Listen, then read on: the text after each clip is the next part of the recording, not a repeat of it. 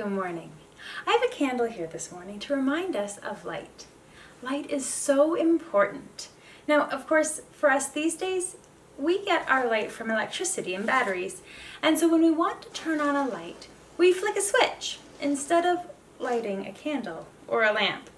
Can you imagine what the world would be like without any light? It would be pretty hard to see, for one thing, and things wouldn't grow. And I know that if you were here with me, you would be able to remind me of all sorts of other ways that light is important to us. Light is so important that it was the first thing that God spoke into the world way back at the beginning. In the beginning of the Bible, we read that God said, "Let there be light." And then he separated the light from the darkness.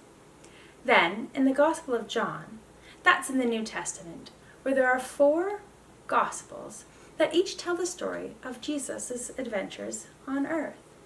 Now, the Gospel of John reminds us that Jesus was with God from the very beginning, and that Jesus is life and light, and when Jesus came to the world, he gave his light to everyone. So let's make Jesus the tall candle in today's lesson, and we can be the short one. When Jesus came to earth as a man, he came to set an example to those on earth for a way to walk in the light.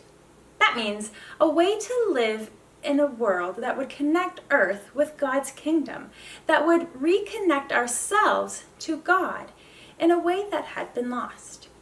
Jesus told his disciples and those who listened to him that he was the light of the world. During one of his lessons, Jesus reminded that the people were also lights of the world. He said not to hide our light, but to let it shine so that those around us can see the good work and give glory to God. You see, God started a good work in each of us that he wants us to complete. And when we let our light shine, it is showing everyone the good things that God gave us inside of us and everything we can do with it. But sometimes we might hide our light. Sometimes we let things get in the way of doing God's good work. Like maybe when we get a case of the jealousies. And we can't stop thinking about how the toys or the houses or the clothes of our friends are better than ours. And we start to feel ungrateful for the things that we have. And we might even start to feel upset or even angry at our friends.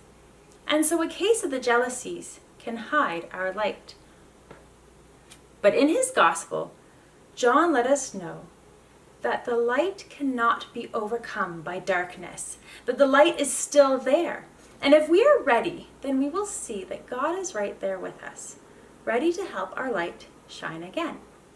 And it doesn't matter how many times we accidentally hide our light.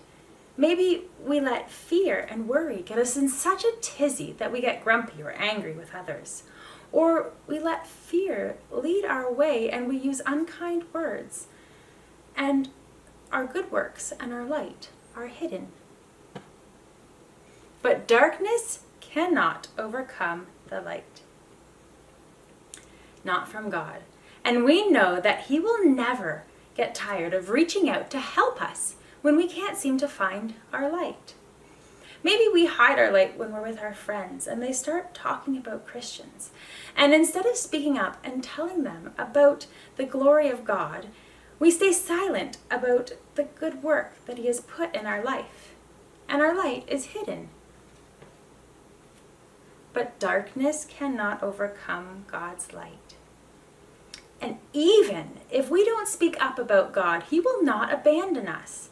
He will never stop reaching out to us to help us find the light so that we can continue our good works, so that we can bring glory to God.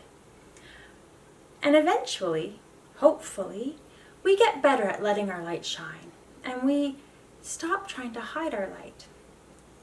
And we know that no matter what, we can trust that God is with us and ready to help us.